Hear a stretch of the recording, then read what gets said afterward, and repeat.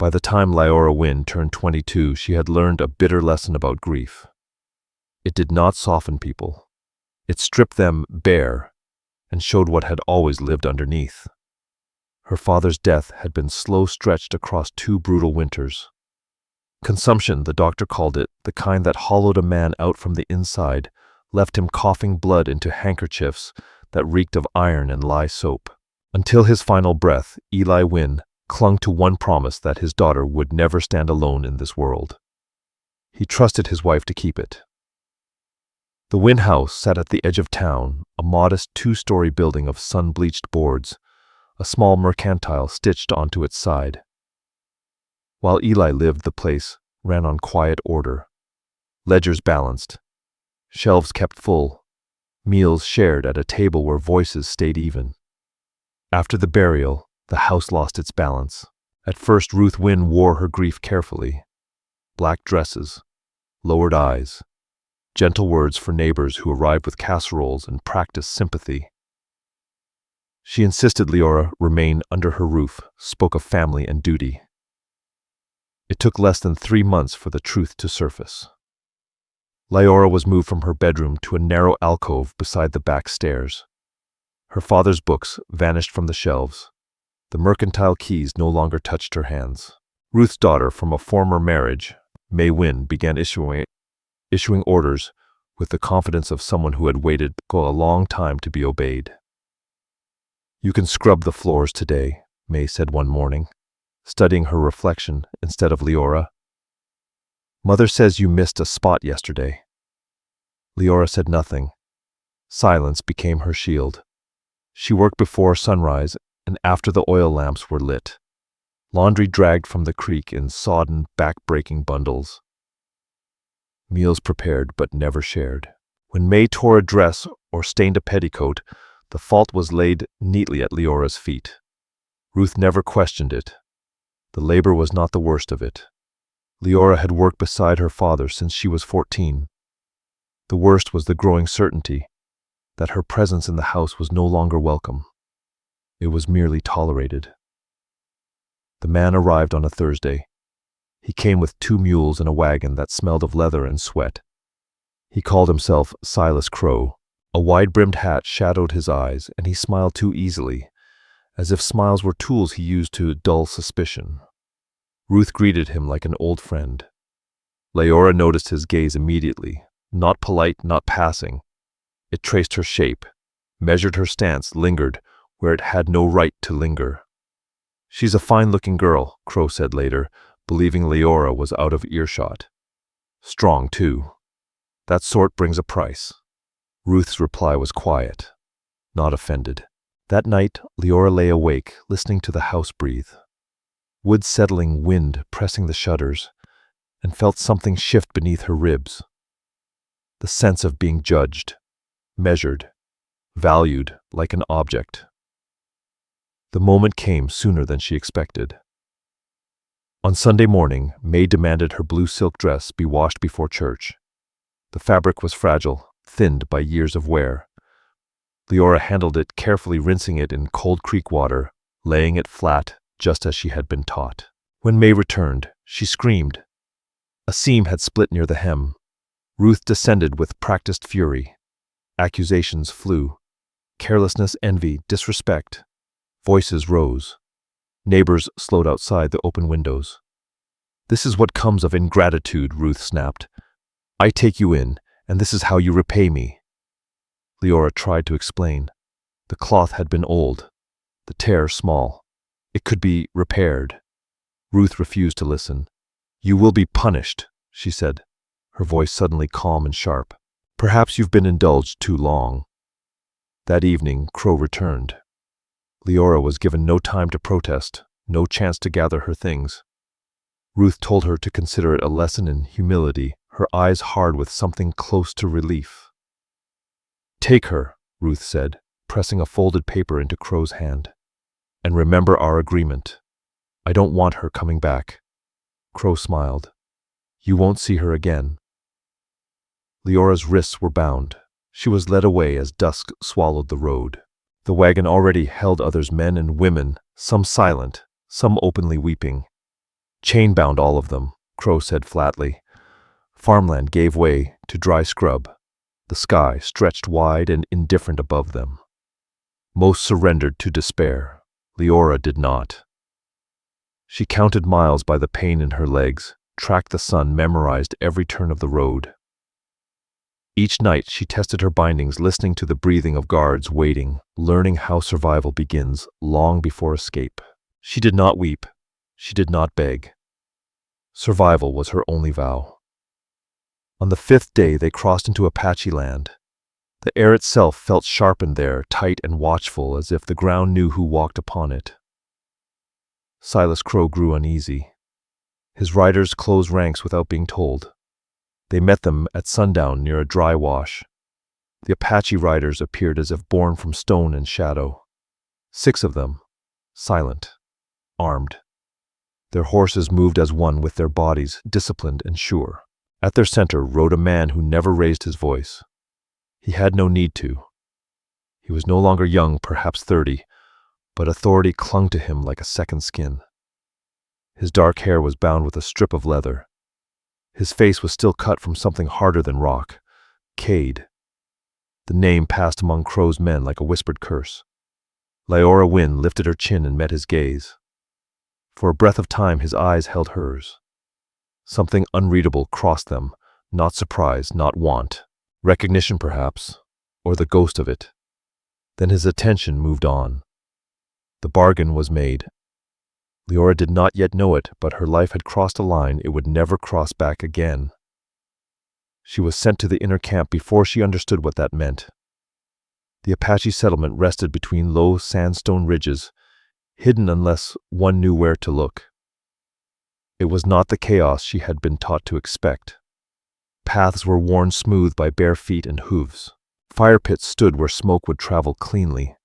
Storage shelters were placed where the wind could not steal from them.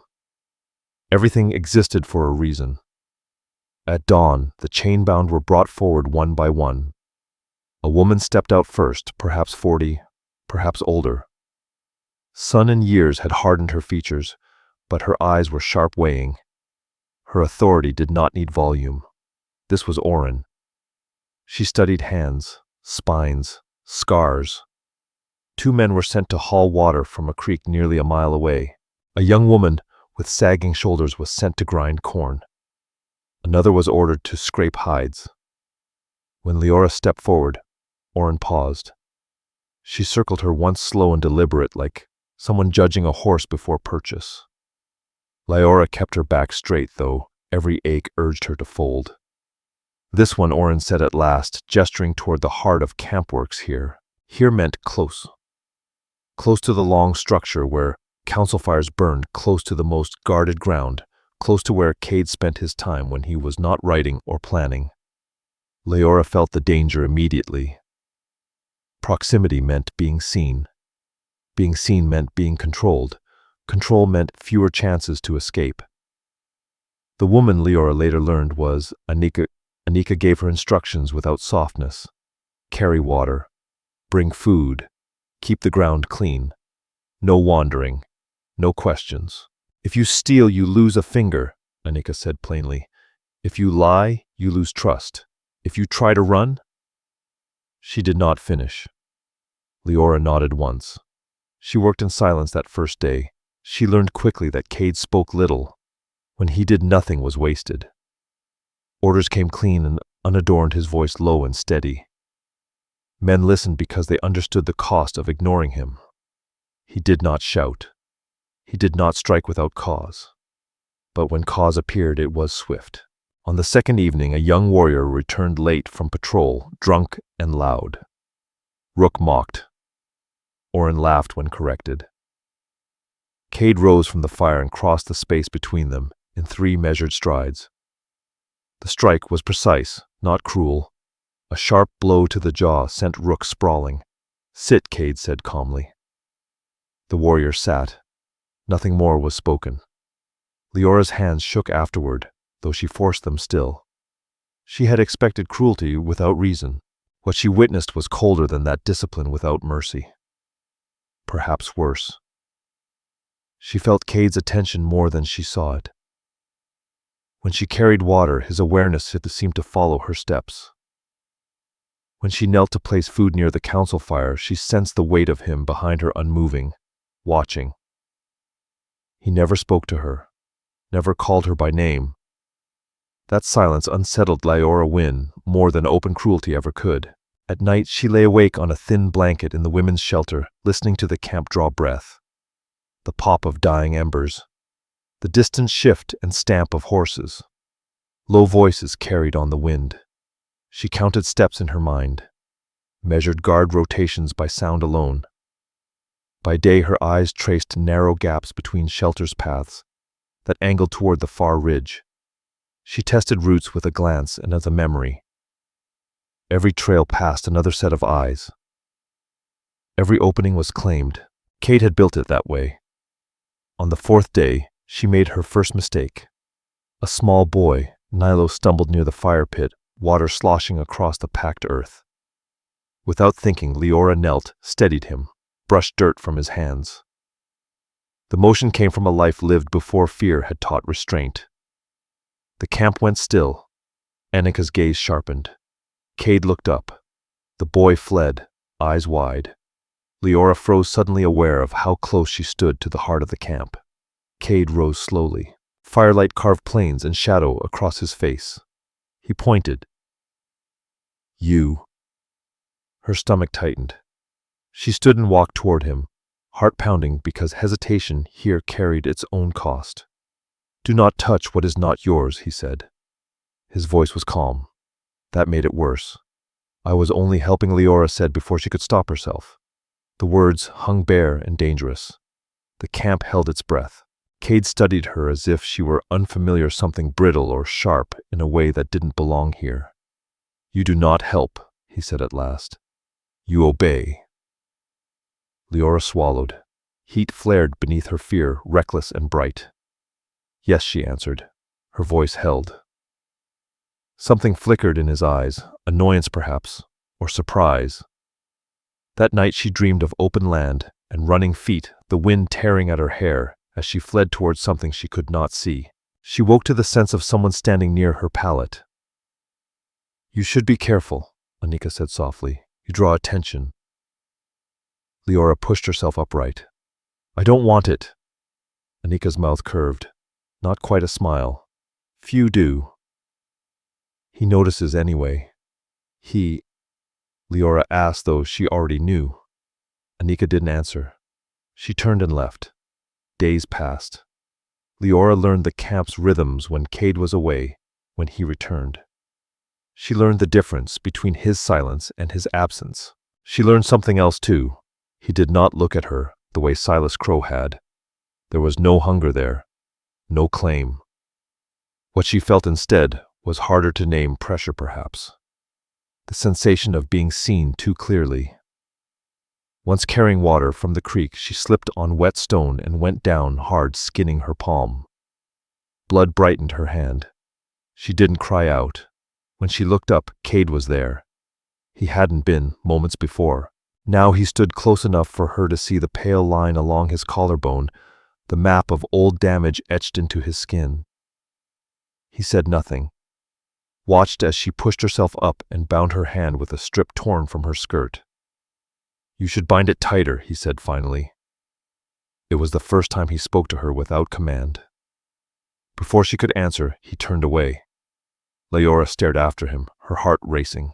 That night she understood something more frightening than captivity. She no longer knew the shape of the danger. And in the narrow space between fear and defiance, something else took root, unwanted, uninvited, impossible to ignore. The night of the ceremony arrived on a wind heavy with smoke and crushed sage. Leora felt it before she saw the fires. The camp shifted its stance when a gathering drew near. The day moved faster. Voices sharpened. Footsteps grew deliberate. Meat was brought in from the hunt. Corn was ground finer. The elders Orin arrived before sundown, riding in from distant bands, their horses marked with paint and feathers. Annika found Leora by the creek and placed a clean woven dress in her hands. "You will serve tonight," she said. "Water, food, Nothing else. Leora nodded. Her stomach tightened. She understood the risk without being told. A gathering meant distraction. Distraction meant opportunity and danger. It meant eyes everywhere and nowhere at once. By the time the fires were lit, the camp glimmered like a fallen constellation. Flames licked at dark faces and polished bone, casting restless shadows along the rock walls. Drums began low and steady, the rhythm beating against Leora Wynn's ribs until she felt it shape her breath. She moved with care, a clay vessel of water balanced at her hip. Her gaze stayed lowered, her steps deliberate, and still she felt him. Cade sat near the central fire with Oren, his posture easy yet watchful, as if rest were something he allowed himself only in pieces. He drank little. When others laughed, he offered a thin smile or none at all. Leora sensed his eyes as she passed, not constant, not hungry. Each time it came, it was exact like the pressure of a steady hand set between her shoulder blades, guiding without contact. She told herself it meant nothing. She told herself it was chance. She had grown skilled at lying to herself. As the night stretched on, the air shifted. The elders drank more freely. Voices rose. Stories spilled of battles, of losses, of the dead who still walked in memory. Laughter grew louder, rough-edged. Leora finished her final round and edged toward the shadows beyond the firelight, her pulse quickening. If she could reach the dark stretch past the storage shelters, she might. Girl. She froze. Annika stood behind her, expression unreadable. Where are you going? Leora swallowed, choosing the safest lie she could find. The privy. Annika studied her for a long moment. Then she nodded once. Come. Relief and dread tangled tight in Leora's chest as she followed Annika away from the fires. They walked a narrow path past the women's shelters toward a screened space set aside for privacy. Annika waited while Leora finished her, back turned, her presence unmistakable. When Leora stepped out, she expected to be dismissed. Instead, Annika gestured toward the creek. You reek of smoke, she said. You'll wash. Leora hesitated. Now, yes, now. The water bit with cold as Leora scrubbed quickly, her skin prickling as the chill sank deep. Annika handed her a cloth and waited in silence while Leora dressed again. Something was wrong. Annika did not speak as they walked back, but they did not turn toward the fires. They went the other way. The path narrowed. Sound fell away. Ahead, a single structure stood apart from the rest, its doorway framed by carved posts and strips of hanging leather, stirring faintly in the breeze. Leora's breath caught. No, she said softly, stopping. Please. Annika turned to face her. For the first time, hesitation crossed her features. He has noticed you, she said. I would be a fool to pretend otherwise. I don't want this. Leora said, panic rising fast. I won't. Annika caught her arm firm, not cruel. You don't understand, she said in a low voice. You draw his eye. Left unanswered, that can be dangerous for you. That isn't my fault. No, Annika agreed quietly. It isn't. They stood there, the firelight distant now, the celebration reduced to a muted hum. At last, Annika sighed. Go inside, she said, pushing Leora forward. Do not scream. It will not help you. The door opened. The shove was gentle but final. The door shut behind her. Leora staggered, her heart hammering so hard she thought it might tear free of her chest. The room was dim, lit by a single oil lamp. Leather and smoke hung thick in the air. Open the door, she cried, rushing back, pounding the wood. It did not move. Behind her a voice spoke low, calm, unmistakable. You can break your hands on it if you want, Cade said. No one will come. She turned slowly. He stood near the far wall, posture loose, face unreadable. His outer layer was gone, leaving him in a simple shirt that revealed what she had only glimpsed before, old scars, etched deep into muscle and skin. The quiet record of past violence. Leora Wynne backed away until her shoulders struck the wall. Fear surged wild and unrestrained, clawing through her thoughts. "I'm not clean," she blurted, words spilling out without order.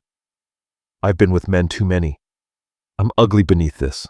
I'm covered in scars you wouldn't want." Cade tilted his head slightly. "Oh," he said, something close to amusement, threading his voice. "That makes you interesting," he went on calmly. "Not unwanted." He stepped closer. Leora's breath caught her mind, racing, grasping for anything that might save her. "I stink," she added desperately. "I lie. I steal. I disappoint." Cade stopped a few feet away. "You talk too much when you're afraid," he said. He lifted a hand and tipped her chin, just enough to make her meet his eyes. She braced for hunger. She found none. What looked back at her unsettled her far more recognition. Not of her face alone, but of something beneath it. A familiarity that tightened his jaw, made his fingers flex as if held in check. For a long, breathless moment, neither of them moved. Then Cade dropped his hand. "Go," he said. The word struck her numb. What Leora whispered. "Get out," he repeated. "Before I change my mind." She didn't hesitate. Leora bolted for the door, flung it open, and stumbled into the night. Anika stood nearby, rigid with expectation. Leora brushed past her without a word. Anika stared after her, disbelief etched across her face. She had sent girls into that room before. None had ever returned unchanged. Inside the structure, Cade sat on the edge of his bed, elbows braced on his knees, staring at the floor. He had not meant to let her go. He had not meant to feel anything at all. And yet there it was, the echo of another night, another fire, another pair of eyes filled with the same defiant terror. Years ago, a girl who had saved him when she should have run, then vanished before he could speak her name. Cade closed his eyes. It seemed the past had learned how to bleed into the present. Outside, Leora did not sleep. She lay awake beneath the dark ceiling of the women's shelter, skin still chilled from the creek, heart still racing. She had stepped into the lair of a monster and walked out unchanged. Nothing about that made sense, and that more than anything frightened her. After the night of the ceremony, nothing was the same, yet nothing was spoken. Leora sensed it first in the way the camp breathed around her. Voices lowered when she passed. Eyes followed her now with calculation, not curiosity. Whatever Anika had expected to happen in Cade's quarters had not, and the absence of scandal unsettled the camp in its own quiet way. Cade did not summon her. That absence disturbed her more than punishment would have. She returned to her duties as if the night had never happened. Water, food, cleaning. The rhythm was familiar, almost comforting in its predictability. But Leora knew better now. She had seen what lay behind the door. She had stood close enough to the man everyone feared and learned that fear alone did not explain him. It made her reckless. 3 days after the ceremony, she ran. It was not desperation. It was calculated. She waited until late afternoon, when the heat pressed heavy and most warriors rested in the shade. She volunteered to fetch water from the creek, a task routine enough to raise no suspicion. 2 empty skins over her shoulders, she followed the usual path. Once the camp slipped from view, she turned left instead of right. She didn't run at first. She walked fast, head lowered, counting steps, keeping her breath steady. She reached the scrub she had marked days before, slipped through, and began climbing toward the low ridge beyond. Freedom waited just past the rise. She nearly reached it. A shadow cut across the ground ahead. Leora skidded to a halt, her heart slamming. Cade stood squarely in her path, blocking it. His horse was tethered nearby, head low, reins slack. He had not chased her. He had been waiting. How long, he asked evenly. Did you really think that would work?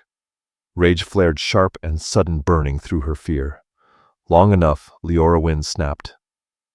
If you hadn't been watching me, I am always watching. he replied. She let out a short, bitter laugh. Then stop pretending you don't own me. Cade's jaw tightened. I don't pretend, he said. You're here because you're here. That's the same thing she shot back. Different words don't change it. He studied her in silence, his expression darkening not with anger, but something closer to frustration. At last he spoke. Go back. No. The word surprised them both. Cade stepped forward. Leora didn't move. If you run again, he said quietly, I'll bind you. Do it, she challenged. At least then you won't be lying to yourself about what you are. The space between them went tight as wire. His hand twitched at his side. For one breathless instant she expected him to strike her, shout at her, anything that would make the image she carried of him fit. Instead, he turned away. Back to camp, he said. Now. He didn't touch her. He didn't drag her. Somehow, that was worse. He walked ahead, and she followed, because she didn't yet know how not to. The next attempt came a week later. This time she waited for night. She slipped from the women's shelter just after the last fire burned low, moving with the same quiet patience she had learned on the long journey west. Barefoot every step chosen, she avoided loose stone and dry brush.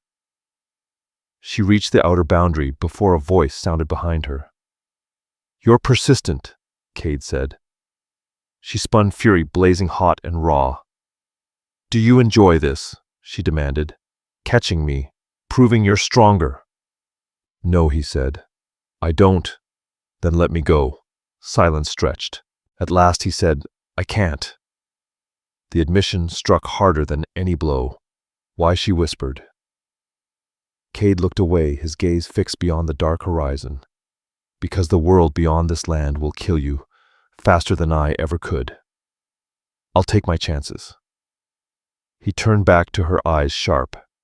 You already did, and you lost. She hated him for the truth in his words. She hated him more because part of her believed them. The third time she ran, he punished her, not with chains but with distance. He reassigned her duties away from the inner camp, gave Anika strict instructions, and stopped speaking to her entirely. Days passed without a word from him. Weeks passed without his gaze tracking her movements. Leora told herself this was what she wanted. And yet the absence gnawed at her. She listened for his footsteps without meaning to. She found herself watching the ridgeline for his silhouette when patrols returned. When she saw him across the camp laughing quietly with another warrior, something twisted tight in her chest. She told herself it was resentment. It didn't feel like resentment. Cade fared no better. He told himself she was a problem to be contained, a risk, a distraction. He doubled patrols, buried himself in planning road, longer hours. He slept less. The camp noticed. He's restless, Anika remarked one evening, watching Cade pace near the horses. He hasn't been like this since when Leora asked sharply. Anika didn't answer. The tension between Cade and Leora thickened, unspoken, and charged. When they crossed paths, neither acknowledged the other. When their eyes met by accident, something sharp passed between them, anger, accusation, something dangerously close to longing. It broke on a morning when a small hunting party returned early, bloodied and limping. An ambush. Union riders scouting too close to Apache land. One of the wounded stumbled near the fire, his leg torn open by gunfire. Panic rippled through the camp. Anika barked orders. Women ran for water and cloth. Leora moved without thinking. She dropped to her knees beside the injured man, tore strips from her skirt, and pressed hard against the wound to slow the bleeding. Her hands did not shake. Her voice settled into calm. Cade arrived moments later. He took in the scene with a single sweep of his eyes, then stopped. Leora Wynne felt his gaze on her as she worked, her focus absolute. Her movements were sure. She pulled the cloth tight, checked the wounded man's breathing, spoke low instructions to those beside her. You've done this before, Cade said quietly. Leora didn't look up. My father taught me, she said. For accidents. For animals. For people he treated. She lifted her eyes to him then. Yes, she added, steady. For people. Something shifted, not cleanly, not all at once, but enough. That night, Cade stood outside the women's shelter long after the fires burned low. He did not enter. He did not call her name. Inside, Leora lay awake, aware of him, as surely as if he had been beside her. When he finally spoke, his voice was low, held tight. You hate me. Yes, she answered without hesitation. Good, he said. Then you won't stop running. And you won't stop catching me, she shot back. A pause. No, Cade said. I won't. If it wasn't a threat, it was something close to a confession. And somewhere between chains and freedom, between anger and care, something fragile and dangerous took its first breath. The truth did not reach Leora all at once. It came in fragments, carried on voices not meant for her, glances that broke away too quickly. Silences waited with memory. By then she had learned how to listen without seeming to, how to watch without drawing notice. Survival had sharpened her senses in ways comfort never had.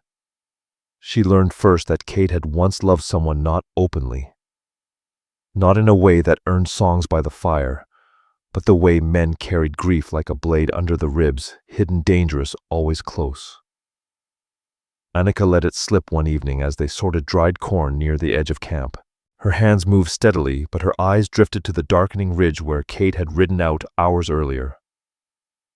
He wasn't always like this, Annika said, as if speaking to the night. Leora kept her eyes down. Like what closed, Annika replied, sharp-edged, as if the world is something to be endured instead of lived. Leora's fingers tightened around a kernel until it cracked. What happened? She asked carefully. Annika was silent for a long moment. 3 years ago, she said at last. He came back from the Northern Territory, barely breathing. Soldiers. An ambush that should have killed him. Leora's pulse quickened despite herself. They left him for dead. Annika continued. He would have been if not for a girl. Leora froze. A white girl, Annika said. Young. Brave or foolish. I never decided which. The air seemed to thin around them. She found him near a dry ravine. He was bleeding badly. A bullet here. Annika gestured vaguely. And this. She touched her own collarbone. An older wound. Bone deep. Leora's breath caught painfully. She cleaned the wounds. Bound him. Stayed until the fever broke, Annika went on, unaware. Then she disappeared before dawn. Never gave her name. Leora forced herself to keep breathing. She saved him, Annika said simply. And when he woke and found her gone, something in him broke. That night, Leora did not sleep. She lay on her pallet, staring into the dark memories rising unbidden, half-formed images she had dismissed for years as childish nonsense. 3 years ago, she had been 19, still under Eli Wynn's roof, still naive enough to wander too far beyond town, chasing a horse that had broken loose. She remembered the ravine, blood soaking into dust. A man, barely conscious, skin burning with fever, breath ragged and shallow. She had been terrified, but she had been raised by a father who believed leaving someone to die was the worst kind of sin. She remembered binding a wound near the man's shoulder, her hands shaking as she worked.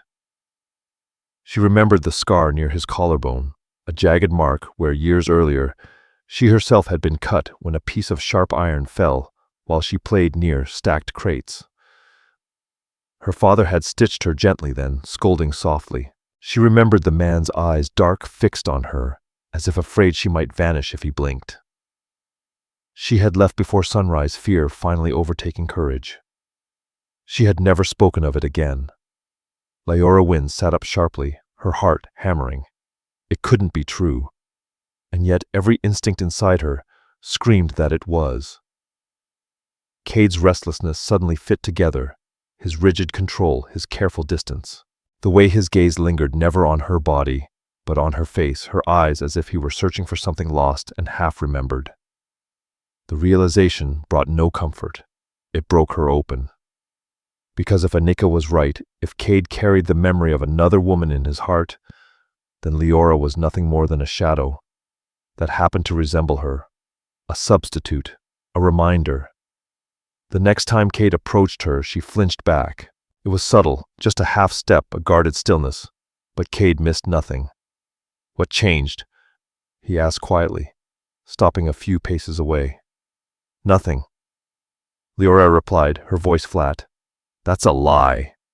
She let out a sharp, humorless laugh. "You don't get to accuse me of that." Cade's jaw tightened. "Look at me." "No." Silence stretched between them. Finally, she lifted her eyes, and the pain she saw there cut deeper than anger ever could. "You're not seeing me," she said softly. "You're seeing her." Cade went still. "What are you talking about?" the girl Leora said. "The one who saved you. The one you can't forget." The words landed like a blade. Cade said nothing. He didn't need to. Leora stepped back, something cold and heavy settling in her chest.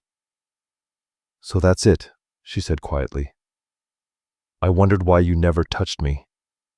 Why you looked at me like I was something you weren't allowed to want." "That's not, you don't have to explain," she cut in. "I understand now."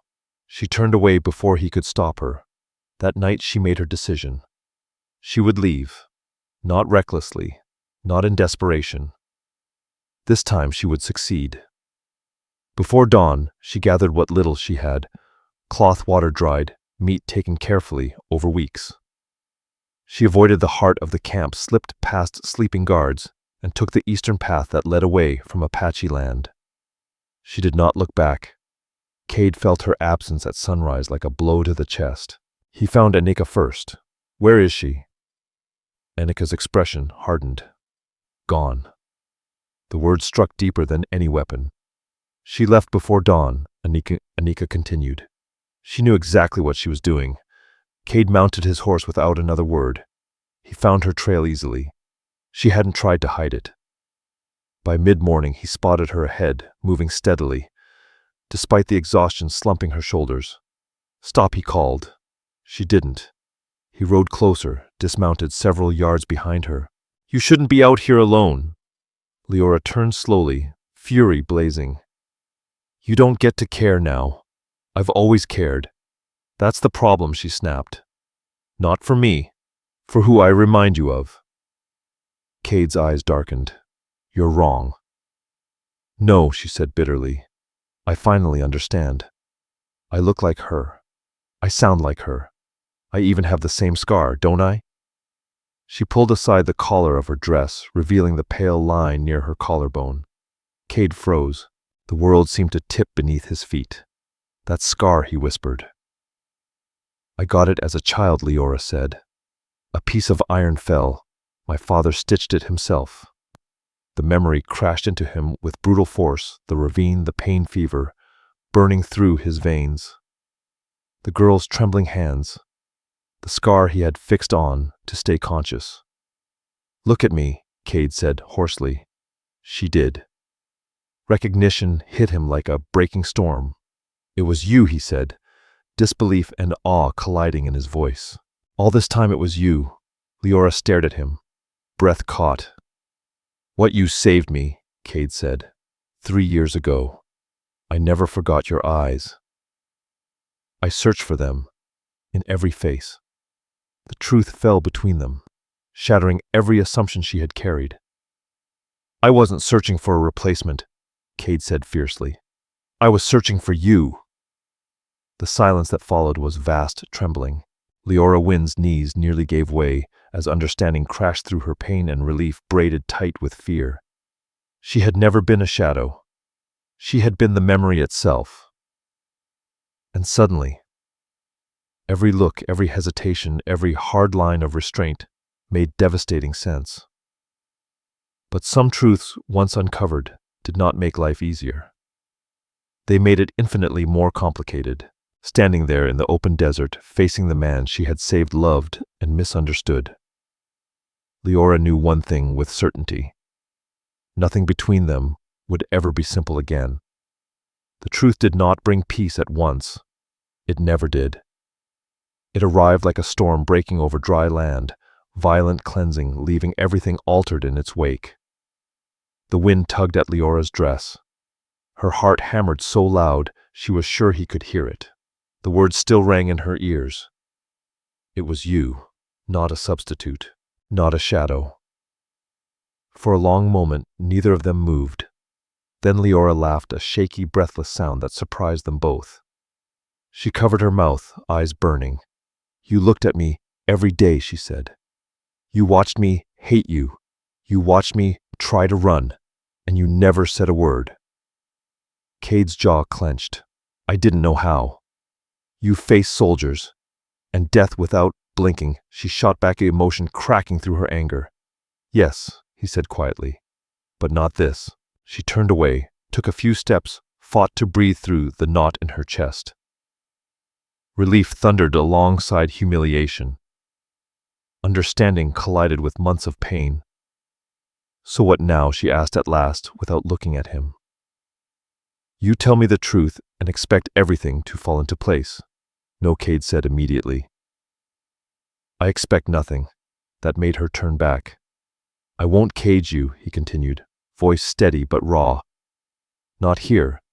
Not anywhere. If you leave, I won't stop you. Leora searched his face for the lie she had learned to expect from others. There was none. And if I stay? She asked softly. Cade held her gaze.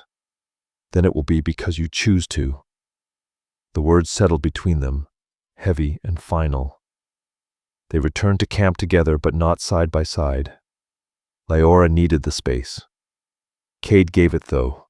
Every instinct in him fought the distance. For the first time since she had been dragged west in chains, the choice was hers, and she felt its weight keenly. It could not wait long. 2 days later, scouts returned with news that tightened the air in camp. A known slave broker had been captured by a neighboring band while attempting to cross Apache land. Silas Crow. The name struck Leora like a lash. She went to Cade without hesitation. He belongs to me, she said, her voice calm, unyielding. Cade studied her. If I bring him here, there will be blood, not his. Leora replied, not unless he earns it. Crow arrived bound and filthy, his former arrogance stripped away. When he saw Leora step into the circle of warriors, recognition flickered, then fear. You, he croaked, you should be dead. She smiled slowly, cold as stone. You said I wouldn't come back. Cade stood beside her, silent and immovable. His presence alone stilled the murmurs. Leora questioned Crow openly, who paid him, how often he sold women to whom. He tried to bargain. He tried to threaten. He tried to lie. Each time Leora dismantled him with quiet precision, repeating his own words back to him, exposing contradictions until even he lost track of his stories. At last, broken and shaking, he confessed. Ruth Wynne, he sobbed. She wanted the girl gone. Said she was trouble. Said no one would miss her. Silence spread across the camp. Cade turned to Leora. What do you want done with him? She didn't hesitate. Send him back. Murmurs rose. Alive, Leora added. Bound. With word of what he is. Cade's brows drew together. He'll be killed. Yes, Leora said calmly. But not by us. She had learned that justice did not always require blood on one's own hands. The news traveled faster than Silas Crow ever could. Within weeks, the Wynne name was spoken in town with a different weight. Ruth Wynne was questioned. Ledgers were opened, accounts examined. Other women came forward first in whispers, then with voices steadied by shared courage. Ruth tried to deny everything, tried to play the grieving widow. It did not save her. She lost the house, lost the mercantile, lost her standing. May Wynne married in haste and fled town under a cloud of shame.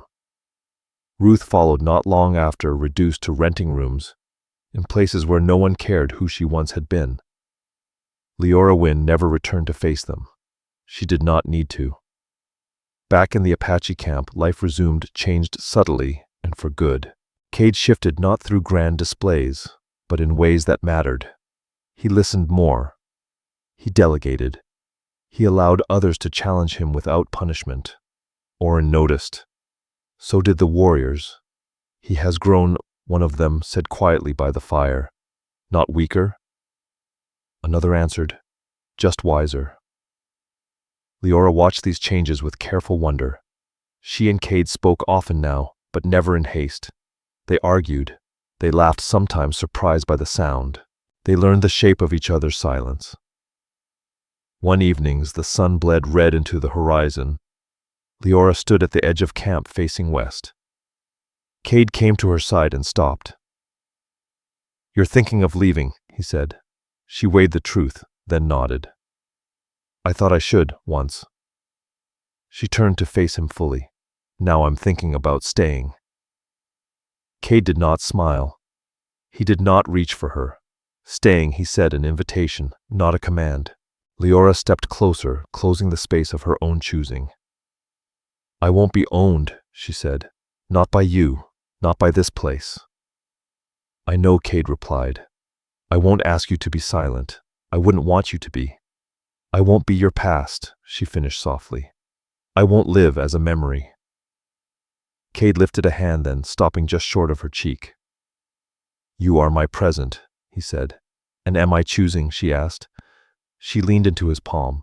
That was how it began, not with vows or promises, but with consent renewed each day. Years later, stories would travel the frontier. They would speak of the Apache leader who ruled with iron restraint and rare mercy. Of the white woman who walked beside him freely, who spoke when she wished and rode where she pleased. Of how the camp grew stronger and more united under leadership shaped by balance rather than fear. Some would call it legend, others would call it betrayal. Leora called it home. She had been sold as punishment, delivered as ruin, meant to vanish without a trace. Instead, she chose where to stand, and that, more than revenge, more than survival, was the truest victory of all. All stories are created for entertainment purposes and may include fictional elements or dramatized interpretations inspired by historical settings. We use AI tools, voiceover visuals, scripts as creative assistants. However, all content is reviewed, refined, and edited by humans to ensure emotional authenticity and storytelling quality. We fully comply with YouTube's policies regarding AI-generated content and do not use any deepfake techniques or misleading recreations of real individuals. All visuals and supporting materials are properly licensed. Sharing, re-uploading, modifying, or distributing any part of this content in any form requires written permission. We appreciate your support and respect for original creative work.